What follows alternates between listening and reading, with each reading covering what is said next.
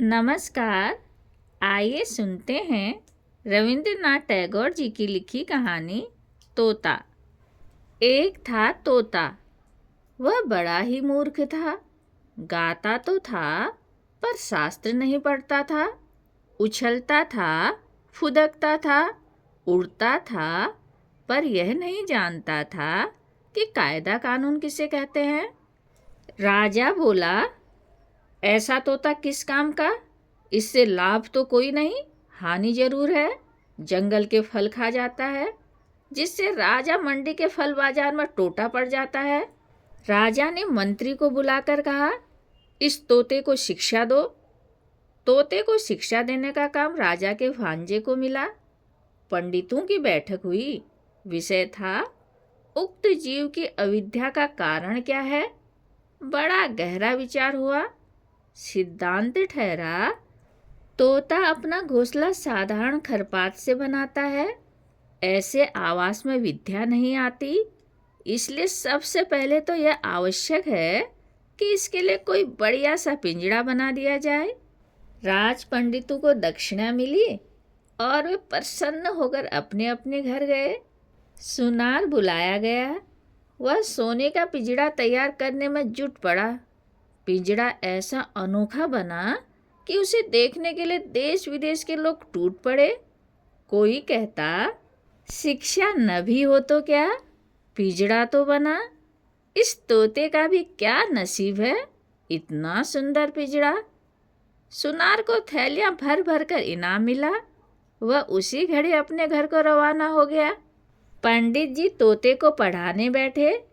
नस लेकर बोले, यह काम थोड़ी पोथियों का नहीं है। राजा के भांजे ने सुना। उन्होंने उसी समय पोथी लिखने वालों को बुलवाया। पोथियों की नकल होने लगी। नकलों के और नकल, नकलों के पहाड़ लग गए।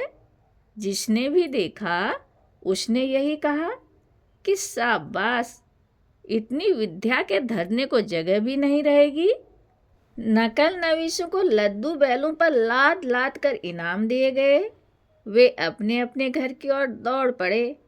उनकी दुनिया में तंगी का नाम निशान भी बाकी न रहा।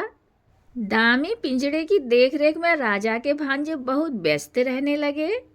इतने व्यस्त कि व्यस्तता की कोई सीमा न रही। मरम्मत के काम भी लगे ही रहते। फिर झाड़ू पोंछ और पालिश की धूम भी मची ही रहती थी। जो भी देखता यही कहता, भाई उन्नति हो रही है।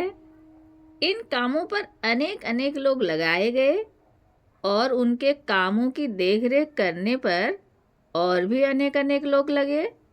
सब महीने महीने मोटे मोटे वेतन ले लेकर बड़े बड़े संदूक भरने लगे। वे और उनके चचेरे, ममेरे, मौसेरे भाई बंद बड़े प्रसन्न हुए और बड़े बड़े कोठों और बालाखानों में मोटे मोटे गद्दे बिछाकर बैठ गए। संसार में और अभाव तो अनेक हैं, पर निंदकों की कोई कमी नहीं है। एक ढूंढो, हजार मिलते हैं। वे बोले, पिंजड़े की तो उन्नति हो रही है, पर तोते की खोज खबर लेने वाला कोई नहीं है। बात राजा के कानों में पड़ी। उन्होंने भांजे को बुलवाया और कहा, क्यों भांजे साहब, यह कैसी बात सुनाई पड़ रही है? भांजे ने कहा, महाराज, अगर सच सच बात सुनना चाहते हो तो सुनारों को बुलाइए, पंडितों को बुलाइए, नकल नवीसों को बुलाइए, मरम्मत करने वालों को बुलाइए और देखभाल करने वालों को बुलाइए। निंदकों को हलवे माड़े में हिस्सा नहीं मिलता, इसलिए वे ऐसी ओछी बात करते हैं। जवाब सुनकर राजा ने पूरे मामले को भली भांति और साफ साफ तौर से समझ लिया। भांजे के गले में तत्काल सोने के हार पहनाए गए। राजा का मन हुआ कि एक बार चलकर अपनी आंखों से यह देखें कि शिक्षा कैसी धूम धड़ाके से और कैसी बकटुर तेजी के साथ चल रही है। सो एक दिन वह अपने मुसाहबों, मोहलगों, मित्रों और मंत्रियों के साथ आपकी शिक्षाशाला में आ धमके। उनके पहुंचते ही ड्योढ़ी के पास शंख, घड़ियाल, ढोल, ताशे, खुरदक, नगाड़े, तुरहियां, भेरियां, दमामे, कांसे, बांसुरिया, झाल, करताल, मृदंग, जगझंप आदि आप ही आप बज उठे। पंडित गले फाड़ फाड़ कर और बूटियां फड़का फड़का कर मंत्र पाठ करने लगे। मिस्त्री, मजदूर, सुनार, नकल नवीस, देखभाल करने वाले और उन सभी के ममेरे, फुफेरे, चचेरे, मौसेरे भाई जय जयकार करने लगे। भांजा बोला, महाराज देख रहे हैं ना? महाराज ने कहा, आश्चर्य, शब्द तो कोई कम नहीं हो रहा। भांजा बोला, शब्द ही क्यों, इसके पीछे अर्थ भी कोई कम नहीं। राजा प्रसन्न होकर लौट पड़े। ड्योढ़ी को पार करके हाथी पर सवार होने ही वाले थे कि पास के झुरमुट में छुपा बैठा निंदक बोल उठा, महाराज आपने तोते को देखा भी है? राजा चौंके, बोले, अरे हाँ, यह तो मैं बिल्कुल भूल ही गया था, तोते को तो देखा ही नहीं। लौटकर पंडित से बोले, मुझे यह देखना है कि तोते को तुम पढ़ाते किस ढंग से हो। पढ़ाने का ढंग उन्हें दिखाया गया। देखकर उनकी खुशी का ठिकाना न रहा। पढ़ाने का ढंग तोते की तुलना में इतना बड़ा था कि तोता दिखाई ही नहीं पड़ता था। राजा ने सोचा, अब तोते को देखने की जरूरत ही क्या है, उसे देखे बिना भी काम चल सकता है। राजा ने इतना तो अच्छी तरह समझ लिया कि बंदोबस्त में कोई भूल चूक नहीं है। पिंजड़े में दाना पानी तो नहीं था, थी सिर्फ शिक्षा, यानी ढेर की ढेर पोथियों के ढेर पन्ने फाड़ फाड़ कर कलम की नोक से तोते के मुंह में घुसेड़े जाते थे। गाना तो बंद हो ही गया था, चीखने चिल्लाने के लिए भी कोई गुंजाइश नहीं छोड़ी गई थी। तोते का मुंह ठसाठस भरकर बिल्कुल बंद हो गया था। देखने वालों के रोंगटे खड़े हो जाते। अब दोबारा जब राजा हाथी पर चढ़ने लगे तो उन्होंने कान उमेटू सरदार को ताकीद कर दी कि निंदक के कान अच्छी तरह उमेट देना।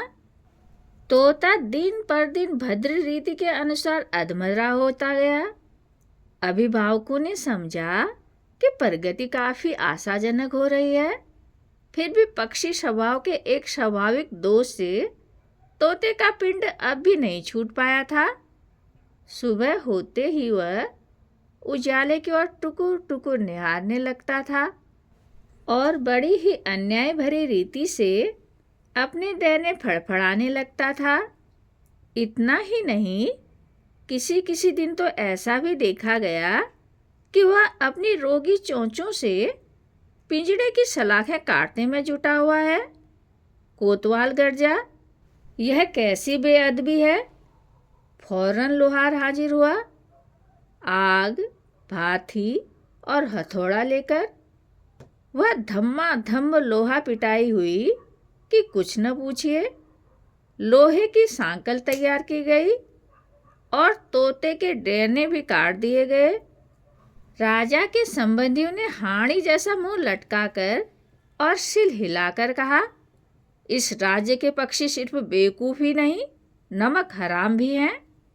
और तब पंडितों ने एक हाथ में कलम और दूसरे हाथ में बर्छा ले लेकर वह कांड रचाया जिसे शिक्षा कहते हैं।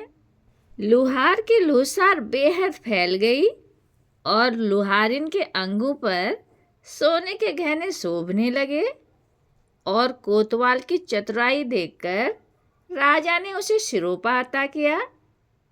तोता मर गया। कब मरा, इसका निश्चय कोई भी नहीं कर सकता। कमबख्त निंदक ने अफवाह फैलाई कि तोता मर गया। राजा ने भांजे को बुलवाया और कहा, भांजे साहब, यह कैसी बातें सुनी जा रही हैं? भांजे ने कहा, महाराज, तोते की शिक्षा पूरी हो गई है। राजा ने पूछा, क्या अब भी वह उछलता फुदकता है? भांजा बोला, अजी राम राम कहिए। राजा, अब भी उड़ता है? भांजा, ना ना, कतई नहीं। राजा, अब भी गाता है? भांजा, नहीं तो।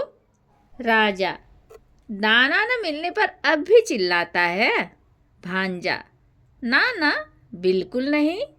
राजा ने कहा, एक बार तोते को लाना तो सही, देखूंगा जरा। तोता लाया गया, साथ में कोतवाल आए, प्यादे आए, घुड़सवार आए। राजा ने तोते को चुटकी से दबाया, पर तोते ने न हाँ की न हूँ की। हाँ, उसके पेट में पोथियों के सूखे पत्ते खड़खड़ाने जरूर लगे। बाहर नव बसंत की दक्षिणी बयार में नव पल्लवों ने अपने निश्वासों से मुकुलित वन के आकाश को आकुल कर दिया। कहानी सुनने के लिए धन्यवाद।